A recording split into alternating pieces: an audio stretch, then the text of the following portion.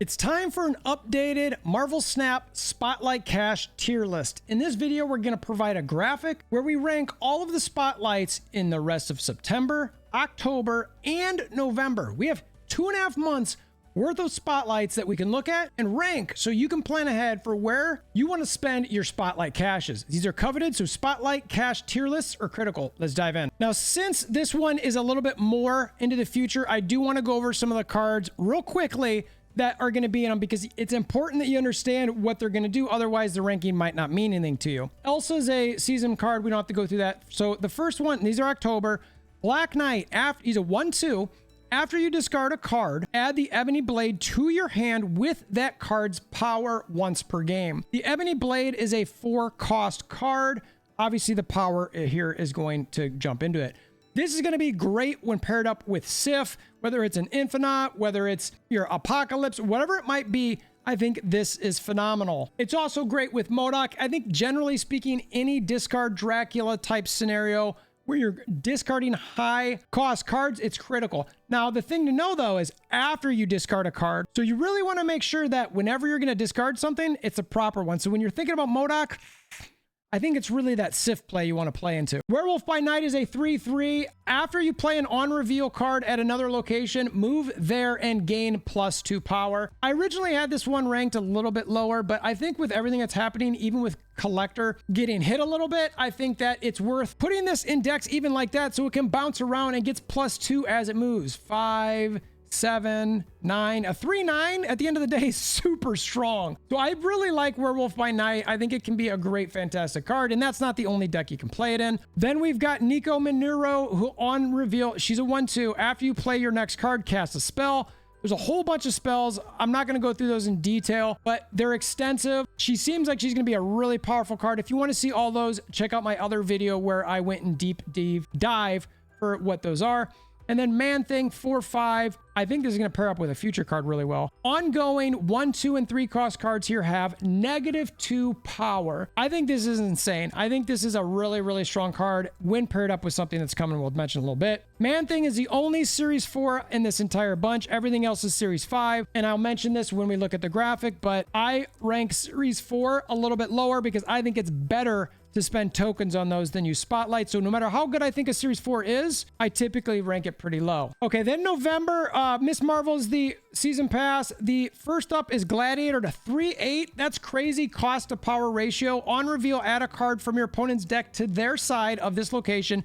If it has less power, destroy it. So at first, I really didn't like this card. I still don't know if I love it. I love the cost to power ratio. What it does is it makes you pair Shang-Chi with this card. So if you're going to play this card, I would highly recommend playing Shang-Chi because then you can play Shang-Chi if for some reason they've got a 9 or higher card in their deck here. Now, the chances of that pretty slim? Yeah, maybe. The only thing I don't like about it is, well, if I'm the opponent here, I go, okay, well, you pulled out my Infinite. Fine, I'm going to play my America Chavez, my Magneto in a different lane. So yeah, you get one of them, but you don't get the rest of them. So I guess in a way that is good because Gladiator basically like, look, I got this lane. This lane is mine. So even if you play your big card somewhere else, that's fine. I will Shang whatever I didn't destroy here and win this lane with those 2 cards. Next up is Annihilus. This is the card that I think is going to pair well with Man-Thing. It's a 5/8. I really like this in junk type deck situations. On reveal, your card with 0 or less power switches sides.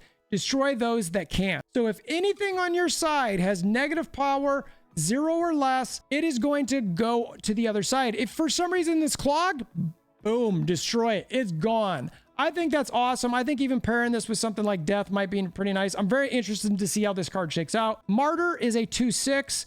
This is going to go in clog decks, anywhere you're going to fill something up, or maybe those Living Tribunal type decks that spreads power across the board. At the end of the game, move to a location that loses you the game if possible. 2/6 is strong. I mean, this is the strongest, I think, 2-cost card in the game. You just got to find a way to put it somewhere. And as far as how they're released, Martyr is the only Series 4. The other 2 are Series 5. So again, I rank Series 4 a lot lower than others. All right, let's go through the easy skip section, and we have these in multiple categories. We're going to start at the bottom and work our way up. At the bottom here, we've got Alioth, Null, and Negasonic Teenage Warhead. This is the first one, or an early November one. Alioth I love, but the truth is that I've put this in easy skip because I'm expecting everybody who's in game at this point probably pulled for Alioth. So to have it within a couple months, 2.5 months later, unless you're a really new player, I wouldn't necessarily worry about this. This is what, it's probably the third time I think Null showed up at this point. Negasonic is just not that good of a card. I love Alioth, I love Null, but I'm not pulling for this. I just think that as much as I love those cards, I'm not going to touch it at that point in the game. And if you're a new player, we'll discuss it as we get closer to that time in October. Then we've got the October 9th one with Man-Thing, Silver Samurai, and Lady Deathstrike. Lady Deathstrike, even with the buff, I still don't love. Silver Samurai's fine. I think he's an okay card. Man-Thing, I said I like. And again, I think he's great to be paired up with something like Annihilus, but he's a Series 4. I'm not going to spend Spotlight caches on a card like that. And honestly, the other cards in this week, they do nothing for me personally. Lady Deathstrike, no. Silver Samurai, maybe. Given that it's Series 4, this is an easy skip for me. November 26th later, and we'll look at the high level of this and recap sort of at the end a little bit as well. Martyr, Series 4 again. I'm skipping it. I mean, Spider-Man 2099, we talked about this in the OTA video. I think that he needs a severe big buff. Jean Grey, I think she's an okay card, but I just don't think she's doing enough. So when you pair those with a Series 4, I'm skipping it no matter what for sure. I think regardless of the play or that you are, I would skip. Next, we've got early October, Thanos X23 and Echo. Thanos got nerfed a little bit with Soulstone. He's still a good card. X23's been there. God, this might be her third time showing up already.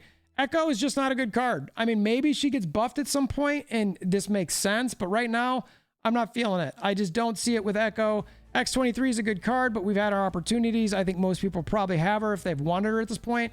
And I think given the nerf to Thanos, I'm skipping. So now the week that's coming, like by the time this video gets published, it's going to be just before Ravana Renslayer. We'll talk about this a little bit more in detail, but I think Ravana Series 4. I'm just going to leave it at that. If you want the deeper dive, check out that next video. All right, next up is Good Niche. This is a step above that easy skip. We've also got Solid and Save 4 above this. So when I look at these are cards that I'm like, well, this is kind of something that you want, but it might be a little niche for you. It might not be quite good enough for what you want. Again, what do you know? X23's here. Dawkins really good. But again, these are niche type cards. We talked about Annihilus being niche for junk players. Personally, I'm going to get them, but again, I'm a content creator. He's Series 5, so I'm going to pull for it. I want to show decks for it, all that sort of thing. But I think unless you're a junk type player, a destroy type player, this is a week that's like, do I really want to do this? Do I really need this card? I think you could potentially skip it. I think 5/8's really strong, but again, unless you're going to play it in those type of decks, I don't see Annihilus being all over the place. He's not a card that's going to be like that. It's going to be something, if you do this play style, then you're going to want him. So it's niche. Okay, Mobius M Mobius. This is technically overlapping. This is easy skip to good niche. And I need to say this with this card. Mobius is a must-have card in my opinion. I don't care who you are. I don't care how you play. I think Mobius is a must-have card. Now, if you want to not get him, you can't get him, then your rogues, your super scrolls, your enchantresses, yes, that's fine. But I think he's going to impact the game more than most cards have anytime recently, maybe with the exception of Loki. But Mobius, I see, is sort of countering Loki. So you're going to have him so that you're not countered if you're playing Loki. But he's a Series 4. So I'm going to spend tokens on him. And I'm going to tell people to spend tokens on him. But I'm also telling people you got to get this card. So I couldn't just drop him in easy skip because he's a Series 4 that I think everybody should get. Like without a doubt, you've got to grab this card. All right, next up, we've got the Solid section. The October 16th, this is the Black Knight one. I like Black Knight. I think he's going to be a good card. He's a Series 5. I think you should get it. Even if you're not a discard player, I think that there's a possibility that discard might bump up a bit. If that's the case, you're going to want to be able to play it. It also adds MODOK, which is a great discard card, and Stature. That is if you're playing around with discarding your enemies' cards as well. So this is sort of a good package. I think all of the cards in this are very good, and I think Black Knight by itself is a reason to pull for this week. I don't love that they paired Stature and MODOK again, because anybody who pulled for those that week as well, like, well, I don't want another Spotlight variant for those two cards. I don't want another opportunity for those. So I think they need to diversify a little bit there. I didn't love that they did this. I think they should switch those up, and it's data mine, so maybe they'll change it. But I think for Black Knight, regardless, it might not matter too much what these cards are. Either way, I'm happy with pulling for Black Knight. Next up, we've got Werewolf by Night on October 30th, that Halloween. Again, I think it's a good card. They've got two other move cards here. They've got Silk and Ghost Spider. Ghost Spider is an on reveal, so maybe you on reveal with that and you pull a card. Werewolf by Night also bumps there. The thing with Werewolf by Night, though, is just that you're going to have space for the card to move to. If it can't move, I'm assuming it's not going to get any points. Silk, still a solid card. I think generally speaking, I'd normally had this below where it's a solid niche, but I think given the fact that Werewolf by Night can go in those card collection type decks for collector, anything with Devil Dinosaur, I think that this makes that card really, really good. Then we've got November 13th, which is Gladiator, Mirage, and Loki. Like I said, I struggled with Gladiator at first. I still think it's going to be interesting to see how he pairs up, but he's a strong cost to power ratio. Mirage is a fantastic card. Loki is a fantastic card.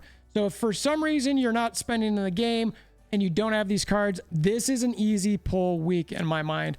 Like, you want all of these. All three of these cards, I think you want to have in your collection. They're all fantastic. I think even after Mobius, Loki's going to be a lot of fun. Just have your own Mobius. Gladiator, strong cost to power ratio. So I think this is an easy pull week. Not necessarily save 4, but it's very, very solid. All right, then we've got our save 4. By the time you see this, it's going to be almost over for this week. The Snow Guard, Hitmonkey, Alioth. How did I have Alioth in an easy skip and then one save 4? Well, because this is when Alioth comes out. Snow Guard, I think, is a card that got upgraded. Yes, let's get Alioth now. I wouldn't sit on it.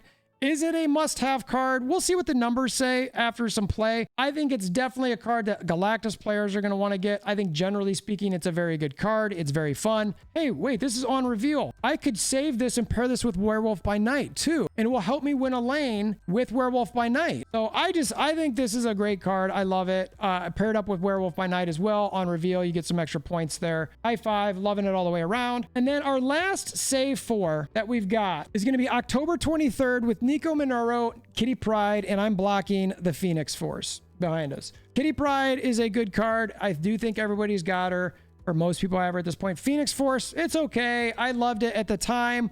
I don't really play it at all anymore. It was great with multiple man, just sort of sitting in my collection at the moment.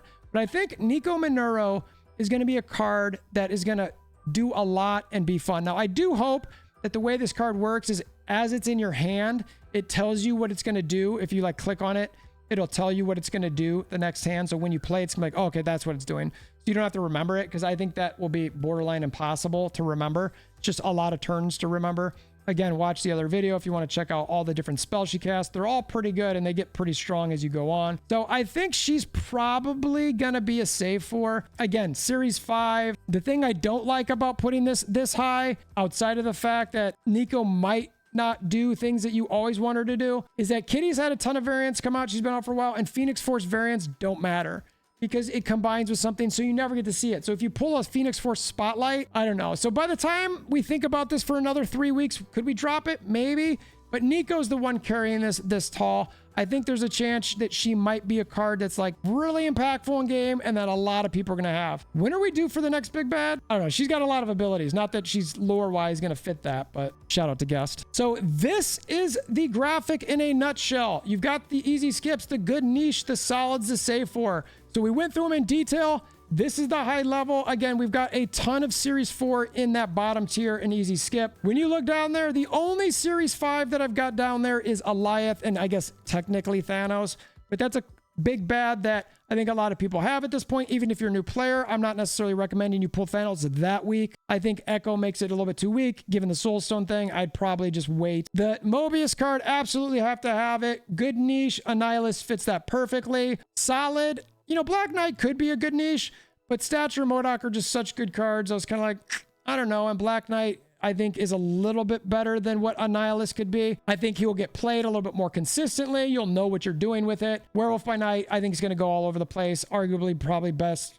in this whole solid line. Gladiator, a solid cost to power ratio. You get 2 other good cards with it. Makes sense to me. Alioth, it's the week that we're going through right now. I'm going to say it's a save 4. And then I think Nico Minoru is going to be a card that has a lot of flexibility, a lot of interesting aspects to it. It's a Series 5. I think that it's something that it just reminds me of Thanos a little bit, where you've got a lot of different things you can do. So I hope this graphic, this video has helped you think about what you might want to do saving wise. This gets us through all through November. This is a lot of planning. I think these are things that you're definitely going to want to think about. If you found this video helpful, please consider hammering down that like button. Comment below. All these things help out the YouTube algorithm. We try to do our best to put helpful content out to help people make the best decisions possible for them. So if you also want to share with your aunt, uncle, niece, nephew, appreciate that. So until next time, we hope you have a wonderful day.